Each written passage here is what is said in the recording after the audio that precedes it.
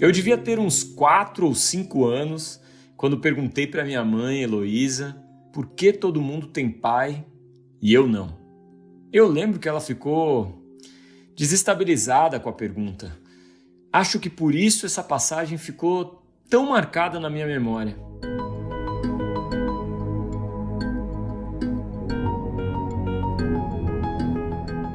Ele já escreveu 2 livros sobre sua experiência como pai, mas sua história com a paternidade vai além dessas páginas escritas. Piangers passou mais de 35 anos sem saber quem era seu pai biológico, e metade desse tempo se preparando para ser o melhor pai do mundo para suas filhas Anitta e Aurora. Conheça a história cheia de emoção, cuidado e amor de Marcos Piangers. Ouça, no final do episódio, as reflexões do rabino Michel Schlesinger para te ajudar a se conectar com a história e com você mesmo. Eu sou Geise Diniz e esse é o podcast Plenai. Ouça e reconecte-se.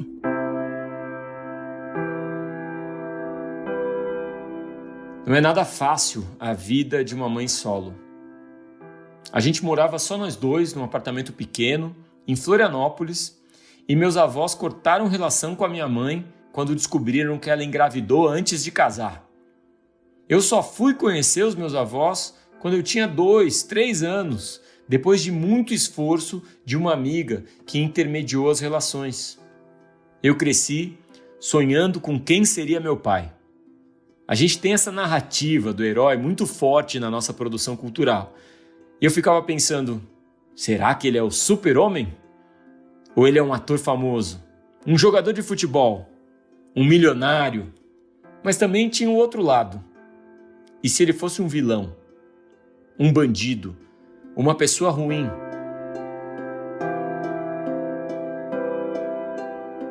Na adolescência, quando eu perguntava para minha mãe quem era o meu pai, ela sempre repetia que era ela.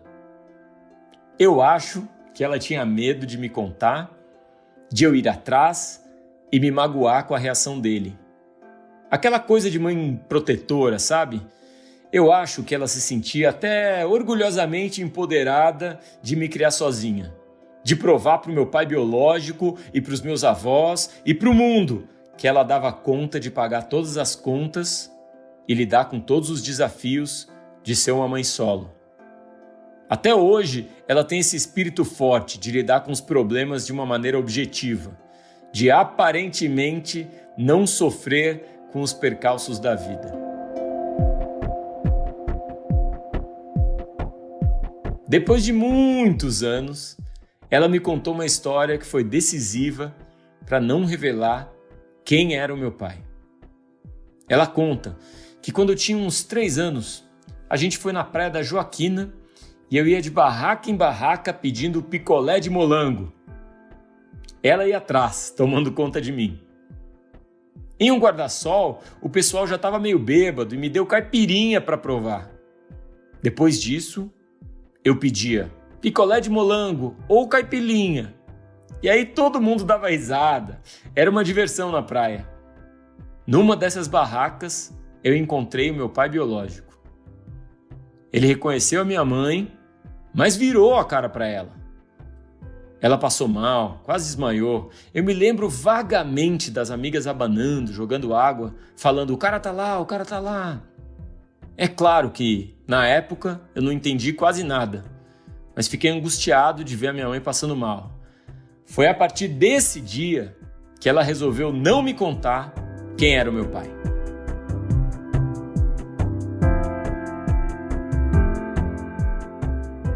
Eu me casei e a minha esposa já estava grávida da nossa primeira filha, a Anitta, quando eu fui perguntar para minha mãe de novo: Mãe, minha filha não vai conhecer o avô? E ela disse: Para que você quer saber? Ia sempre desconversando. Quando a minha filha já tinha 8, 9 anos, a minha mãe descobriu um câncer. E aí ela resolveu me contar.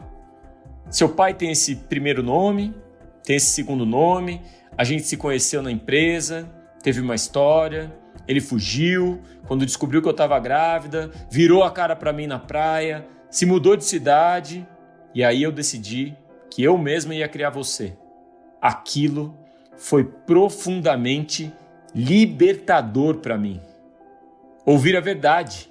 Eu abracei ela e falei: que bom. Meu pai não é um jogador de futebol, um empresário famoso, um milionário, mas também não é um bandido.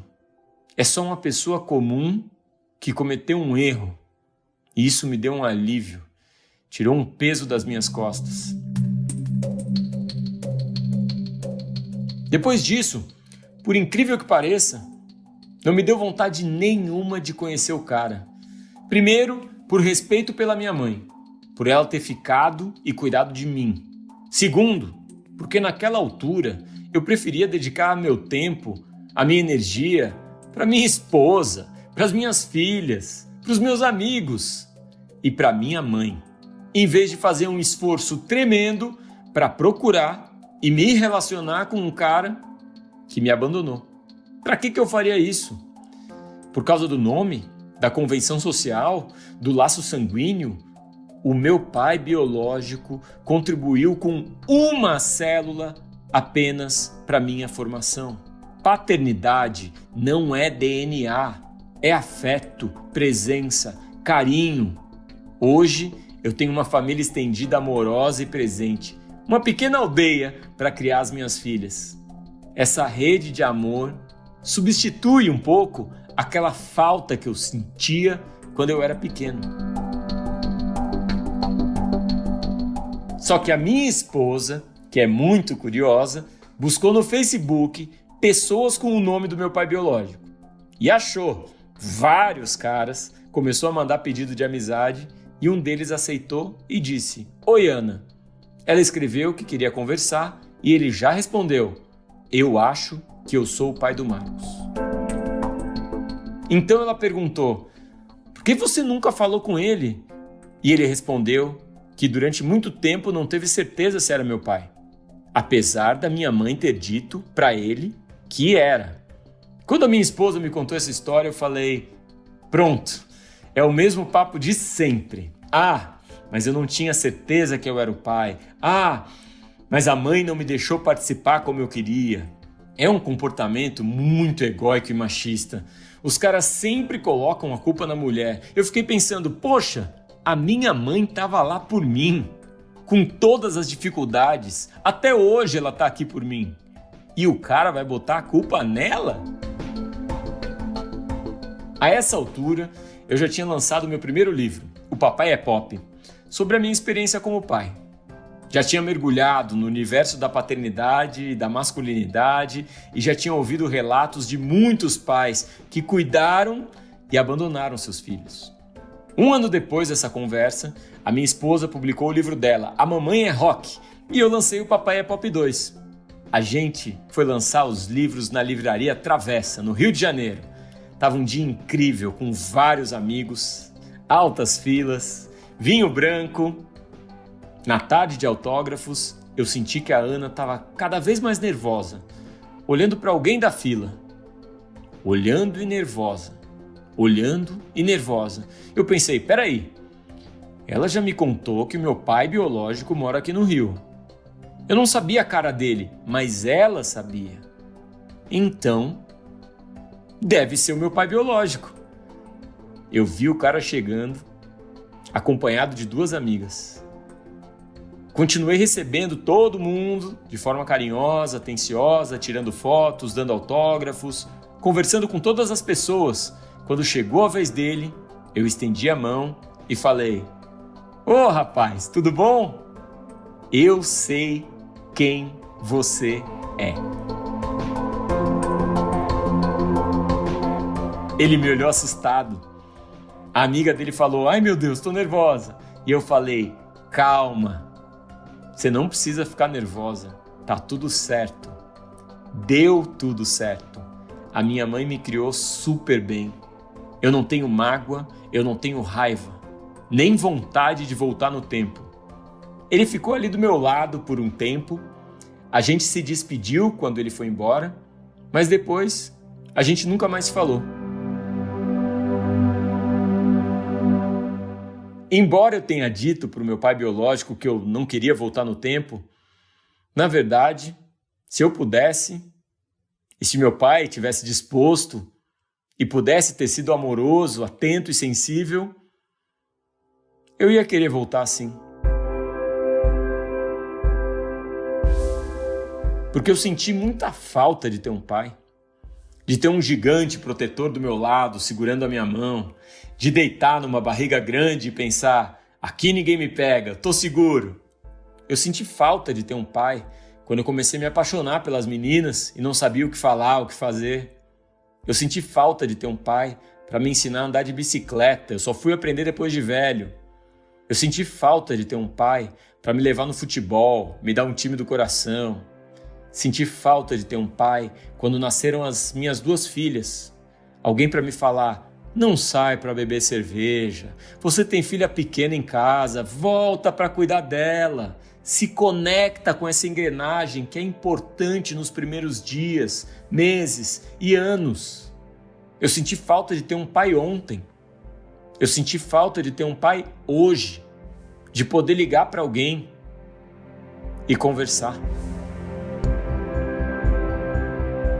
Eu passei e passo a vida tentando entender a figura masculina.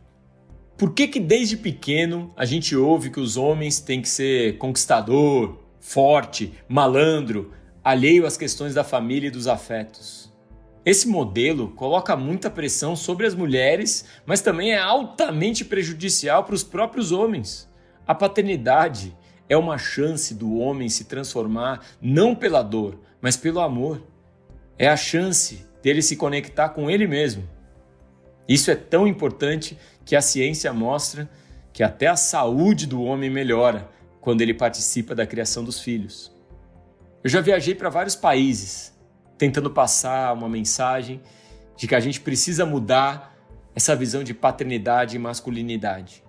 Vi famílias japonesas chorando, porque lá os homens são frios com os filhos e as esposas. E senti a mesma coisa numa plateia em Londres. Na Ilha da Madeira, em Portugal, um cidadão de idade avançada se levantou e disse: eu passei a vida fugindo dessa sensibilidade que você está falando, desse carinho com os filhos. Eu me arrependo profundamente disso. E em Criciúma, em outra palestra, um outro senhor falou a mesma coisa. Tem muito homem que morre infeliz por não ter expressado seus sentimentos, abraçado mais e vivido a sua verdade.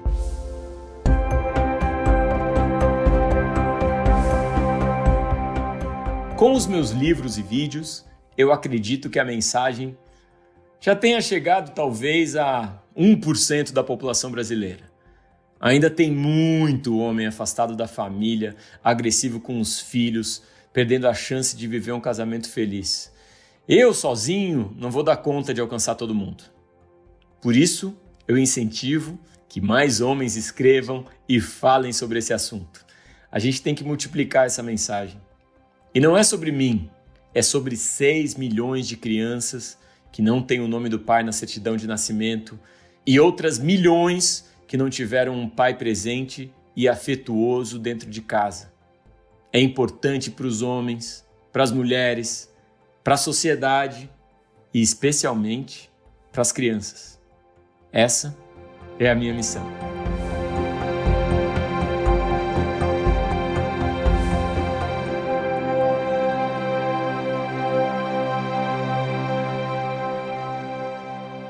Ninguém faz filho sozinho e, portanto, ninguém deveria criar um filho sozinho. É muito doloroso para uma pessoa, como contou o Marcus Piangers, quando o pai ou a mãe estão vivos e não assumem a sua paternidade ou maternidade. Esse é um cenário mais comum entre homens, que muitas vezes deixam para a mulher a difícil tarefa de criar um ser humano. Esses homens não prejudicam somente as mulheres e as crianças, mas a si mesmos. Eles perdem a oportunidade de conhecer um amor profundo e de envelhecer ao lado de um filho. Que nós saibamos fortalecer juntos uma sociedade na qual as pessoas assumam a responsabilidade por seus filhos. E quando os filhos não tiverem a sorte de ter pais presentes, que saibamos abraçar esses órfãos e mostrar que é possível mudar o curso da história.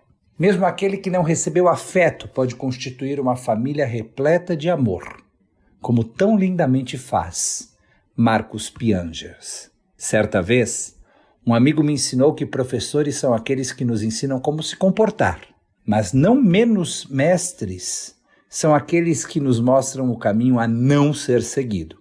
Às vezes são os anti-heróis, anti-exemplos, que fazem com que sejamos quem somos, que fazem com que tenhamos a vontade de escrever uma história diferente.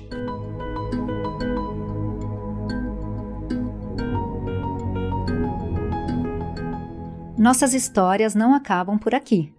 Confira mais dos nossos conteúdos em plenai.com e em nosso perfil no Instagram, @portalplenai.